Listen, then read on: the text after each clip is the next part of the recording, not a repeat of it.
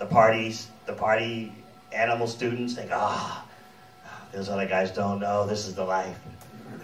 And those students who are studying hard, they think the party animals are missing out. Oh, those guys are going to be sorry.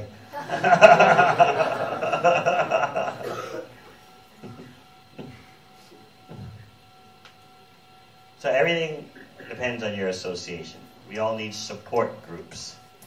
So this loft is one gigantic support group for those special persons who want an enlightened lifestyle. Anything else?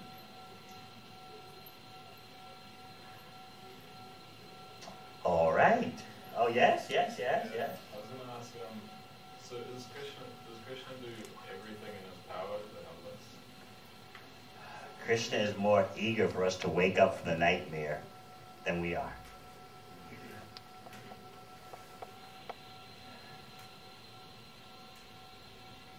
Just like a good parent, and they're not that common these days anymore, but a good parent, tries the best to raise the kid properly, according to the standards of society. That generally these days means a well-behaved meat-eater kid. So, the kid doesn't listen, but the parent is always trying and trying and trying.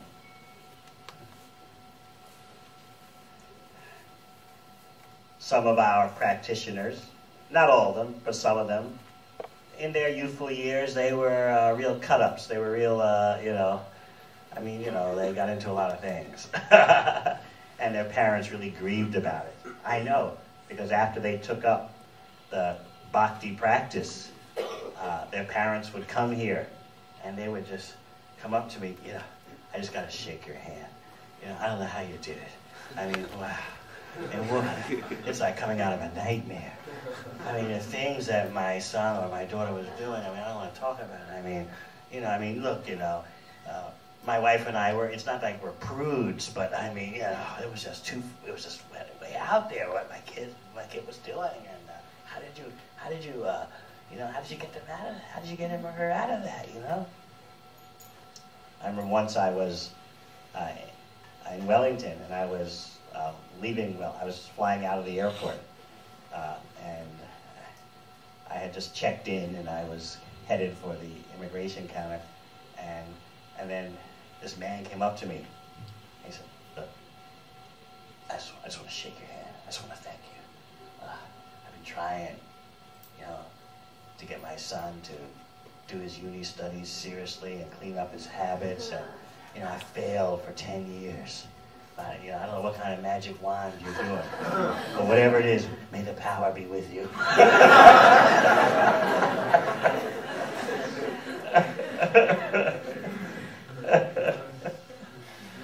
Yes, so this is a huge support group with all kinds of persons, young, old, all different levels of education, all different levels of professional expertise. Full variety of material experiences here, the full panorama, all supporting one another in connecting to Krishna. So yes, Krishna is, you take one step toward Krishna, Krishna, so to speak, takes 10 steps toward you.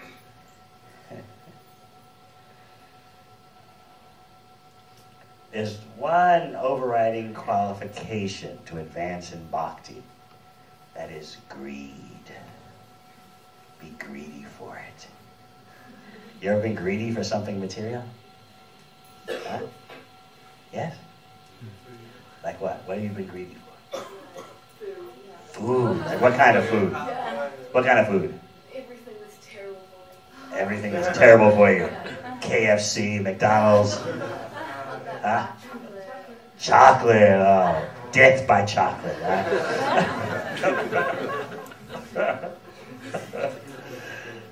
Anyone else? What have you been greedy for? I would say, but for R18, Huh?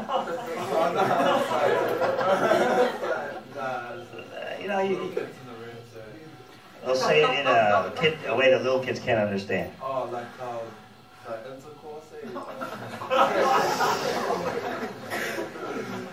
So, with that same kind of greed for such pursuits, if you apply that to the process of bhakti, oh, you score big. So you know what it's like to be greedy. I've got to have it, right? I've got to. Why? Because I've got to. The same craving you have for chocolate. What else? Any other kind of greeds you had? Yes. Adrenaline rushes, like bigger mountains, bigger waves to surf. Yeah. Racing in a triathlon or something, or decathlon, or... Yes. Also, people become greedy for the experience of falling in love. It's a very addictive process. Did you know that? It's chemically addictive.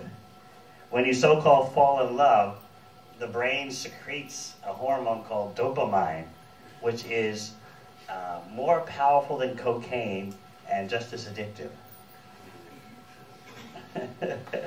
So some people just become greedy for that feeling of falling in love. So they start a relationship and break it, start another one and break it, just so they can feel that falling into love.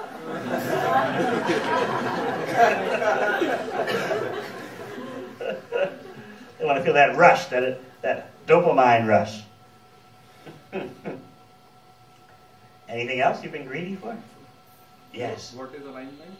Huh? What is enlightenment? You've been greedy for what? Enlightenment? Enlightenment. Yeah, then you should. You should have a deep thirst for real knowledge. Yes. So if you apply that same desire or greed that you experienced in material life, if you apply that to the process of bhakti, to the process of Krishna consciousness, your advancement will be very dynamic. What do you think? So you know how to be greedy. You know how to just grab it. Apply all that to the process of bhakti. All right. It's time for some, yes, kirtan. You know about that, huh? Yeah, okay. You've been in a kirtan before. Very good, very good. We'd like to ask your special participation because this is Krishna's birthless birthday celebration. The great mystery how the unborn apparently takes birth. So, please chant the Hare Krishna mantra with special enthusiasm today to give pleasure to Krishna, to glorify his birthless birthday. So if you can do that for me, I'll be so grateful. This is my last weekend in New Zealand until the end of the year. So if you can make this birthday birthless celebration for Krishna such a memorial event, then it'll make my plane trip tomorrow easier. I have to fly 12 hours to Singapore, 7-hour layover in Singapore, 11 hours to Johannesburg. So be sympathetic upon me. And so the best thing you can do for me is to just chant the Hare Krishna mantra vigorously and sincerely from the heart. That will be the best thing for all of us here. Thank you very much. Hare Krishna.